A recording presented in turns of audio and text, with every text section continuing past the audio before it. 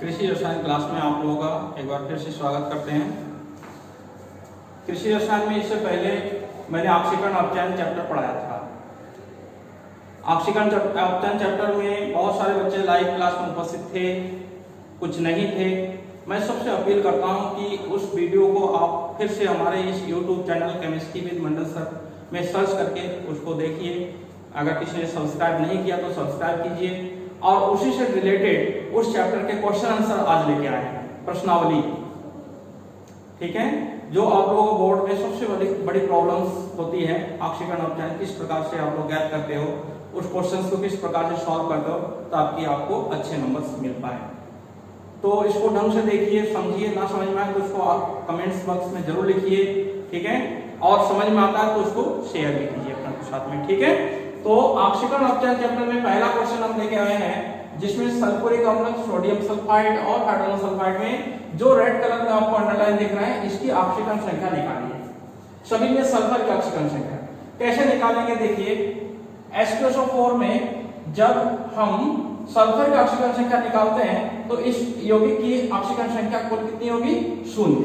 अब हाइड्रोजन का निकालेंगे, कितने हाइड्रोजन है? एक हाइड्रोजन की ऑक्सीकरण संख्या +1 होती है। यहाँ पे सल्फर को हम X मान लेते हैं और ऑक्सीजन की ऑक्सीकरण संख्या -2 बराबर 0। आ रहा समझ में? 2 + X - 8 = 0, X - 6 = 0, X = 6। तो इसकी ऑक्सीकरण संख्या कितनी आई? 6। अब सेकंड वन है सोडियम सल्फाइड Na2H2O3। अब इसमें हमें उसी प्रकार से निकालिए जैसे इसमें निकाला। H2SO4 में आप पूरे अणु की कितनी होगी? पूरे यौगिक की 0। अब यहाँ पे सोडियम की 1 होती है तो 2 × 1 प्लस यहाँ पे सल्फर 2 अणु है 2x प्लस 3 × -2, ऑक्सीजन की -2 होती है 0, ठीक है। तो आप इसको देखिए 2x - 6 = 0, 2x - 4 = 0, तो x बराबर 4/2 यानी कि 2। इसकी ऑक्सीजन संख्या कितनी हो गई? +2। आ रहा समझ में? अब आते हैं हाइड्रोजन सल्फाइड, किसमें? H2S में। H2S इसमें जब हाइड्रोजन सल्फाइड में सल्फर की निकालेंगे तो उसकी टोटल कितनी होगी? 0। अब 2 × 1 प्लस x = 0, तो यहाँ पर x बराबर हो जाएगा -2। तो यहाँ पे इसकी ऑक्सीजन संख्या -2। अगर इसको बढ़ते हुए क्रम में लिखने के लिए कह दें तो क्या लिखोगे? सबसे कम ये है तो बढ़ते हुए क्रम में H2S सबसे पहले आएगा और फिर उसके बाद आएगा Na2H2O3 और फिर आएगा H2SO4, ठीक है। क्यों? क्योंकि इसमें इसकी ऑक्सीजन संख्या 6 है, इसमें इसकी ऑक्सीजन संख्या +2 है, इसमें इसकी ऑक्सीजन संख्या -2 है। तो ये बढ़ते हुए क्रम में हमने लिख दिया। आगे समझ में? ये क्वेश्चन इस तरीके से हल करना है और एक प्रकार के क्वेश्चन अगर आपको करने में सफलता मिल जाती है तो इससे रिलेटेड और बहुत सारे क्वेश्चंस आप कर लेते। इसके बाद एक बड़ा क्वेश्चन आता है कि कोई रखा रिएक्शन दिया हुआ है तो आप उसमें ऑक्सीकारक और अपचायक कैसे छांटेंगे? क्या छांटेंगे? ऑक्सीकारक और अपचायक। तो देखिए उस प्रकार का एग्जांपल हम देते हैं ऑक्सीकारक और अपचायक। जैसे एक रिएक्शन है जिंक की क्रिया कॉपर ऑक्साइड के साथ सपोज हो रही है, ठीक है। किसकी क्रिया? जिंक Zn + Cu++ और रिएक्शन के बाद बन गया Zn++ C। इसमें क्वेश्चन आपको क्या दिया गया कि ऑक्सीकारक और अपचायक कैसे छांटेंगे? ऑक्सीकारक और अपचायक, ठीक है। अपचायक,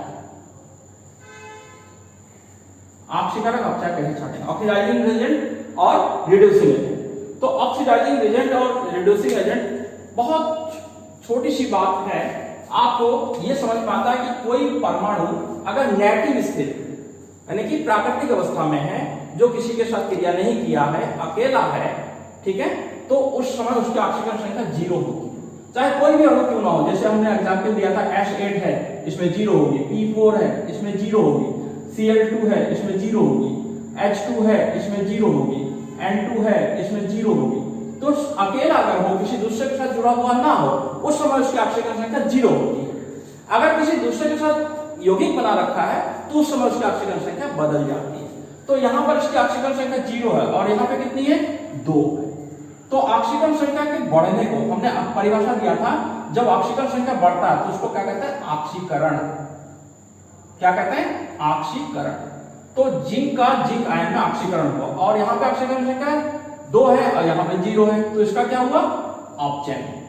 ये समझ में आया? किसका ऑक्सीकरण हुआ, किसका अपचयन हुआ? तो यहाँ पर आपको ये क्लियर हो गया कि जिंक का ऑक्सीकरण हुआ है, जिंक का ऑक्सीकरण जिंक आयन हुआ, ठीक है ना? तो जिंक का ऑक्सीकरण हुआ, किसने किया? इसके साथ में कौन है? इसके साथ में कौन है जिसने इसका ऑक्सीकरण किया? तो वो है कॉपर। ये है ऑक्सीकारक। ध्यान से देखना, ऑक्सीकारक हुआ, ऑक्सीडाइजिंग एजेंट हुआ। क्यों? कॉपर ने जिंक को जिंक आयन में ऑक्सीकृत कर दिया है, तो जिंक कॉपर क्या हुआ? यहाँ ऑक्सीकारक। और कॉपर आयन का कॉपर में अपचयन हुआ। क्या हुआ? अपचयन। किसने किया? जिंक में, जिंक आयन जिंक ने किया, तो ये जिंक क्या हो गया? अपचयन। और बच्चे क्या करते हैं? सबसे बड़ी गलती क्या होती है कि जो बच्चे कम पढ़ते हैं और खाली रटने की कोशिश करते हैं, वो इधर और इधर दोनों में देखते, लेकिन दोनों ऑक्सीकारक अपचयन दोनों जो है एरो के इसी पार होगा, उस पार नहीं होगा। ये ध्यान से देखिएगा कभी भी किसी भी क्वेश्चन में। इसके बाद मैं और भी एग्जाम्पल्स इसका दूंगा, लेकिन इसको पहले समझिए क्या कि पहले आप ढूंढिए कि किसका ऑक्सीकरण हुआ, किसका अपचयन हुआ। ये तो समझ में आ गया। अब जब ये मालूम चल जाएगा कि किसका ऑक्सीकरण हुआ और किसका अपचयन हुआ है, तो फिर आप बता सकते हैं कि जिसका ऑक्सीकरण होता है, जिसका ऑक्सीकरण होता है वो अपचायक होता है। लिख लो, जिसका ऑक्सीकरण होता है, जिसका ऑक्सीकरण होता है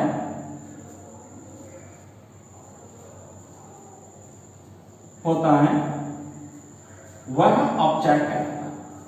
क्या कहलाता?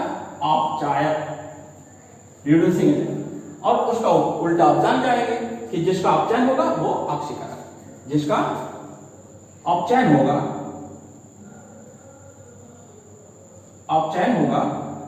वो क्या होगा? ऑक्सीकारक, ऑक्सीकारक। ठीक है, ये दो बातें याद रखोगे तो ये तैयार हो जाएगा। अब इसके बाद हम इसी में अगला एग्जाम्पल लेने जा रहे हैं कि जैसे एक अगर और रिएक्शन है, ठीक है, सेकंड रिएक्शन है, जैसे HgCl2, HgCl2 और FeSnCl2 के साथ रिएक्शन किया, किसने? SnCl2 के साथ, तो बन गया Hg2Cl2 प्लस SnCl4। इसमें कौन बच्चा है जो बता पाएगा कि किसका ऑक्सीकरण हुआ, किसका अपचयन हुआ? कोई है? देखिए यहां पर हमने ये बताया था कि क्लोरीन का ऑक्सीकरण संख्या -1 होती है, तो 2 क्लोरीन है तो 2 माइनस, तो इसका मतलब उसके ऑपोजिट के ऊपर 2 प्लस होगा। और यहां पर 2 क्लोरीन 2 मरकरी के साथ जुड़ा हुआ है, तो 1 मरकरी के साथ 1, तो इसका मतलब 1 ऑक्सीकरण। तो यहां पर जो ऑक्सीकरण संख्या 2 है और यहां पर 1 है, तो ऑक्सीकरण संख्या के घटने को अपचयन कहते हैं। हमने ये भी बताया था, ऑक्सीकरण संख्या जब घटती है तो उसको क्या कहते हैं? अपचयन। तो इसमें अपचयन है, याद कर लीजिए हमारी हर बात को, ध्यान से सुनिए। और इसमें ऑक्सीकरण संख्या इसमें कितनी है? +2, और इसमें कितनी है? +4। 1 2 3 4। तो ऑक्सीकरण संख्या बढ़ने को क्या कहते हैं? ऑक्सीकरण। क्लियर? ऑक्सीकरण संख्या जब बढ़ते हैं, increasing of oxidation number is known as oxidation. तो यहां पर क्लियर हो गया कि जिसका हमने इसके अनुसार जिसका ऑक्सीकरण होगा, ऑक्सीकरण किसका हुआ? टिन क्लोराइड का। तो टिन क्लोराइड का जब ऑक्सीकरण हुआ तो वो क्या होगा? अपचायक, अपचायक, रिड्यूसिंग एजेंट। और इसका जब अपचयन हुआ तो ये क्या हो जाएगा? ऑक्सीकारक,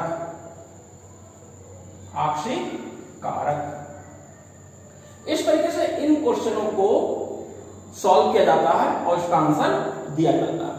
तो आप लोग ना रट करके समझने की कोशिश कीजिएगा किसका ऑक्सीकरण हो रहा, किसका अपचयन हुआ, और उसी आधार पर ही उसका उत्तर दिया जाएगा। कुछ और प्रॉब्लम्स है, मैं देता हूं।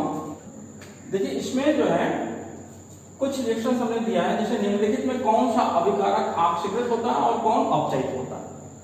ठीक है, ऑक्सीकृत किसका हो रहा है और अपचयन किसका हो रहा है। ठीक है, तो ये आपको देखना है कि इसमें ऑक्सीकरण संख्या से ही मालूम चल जाएगा।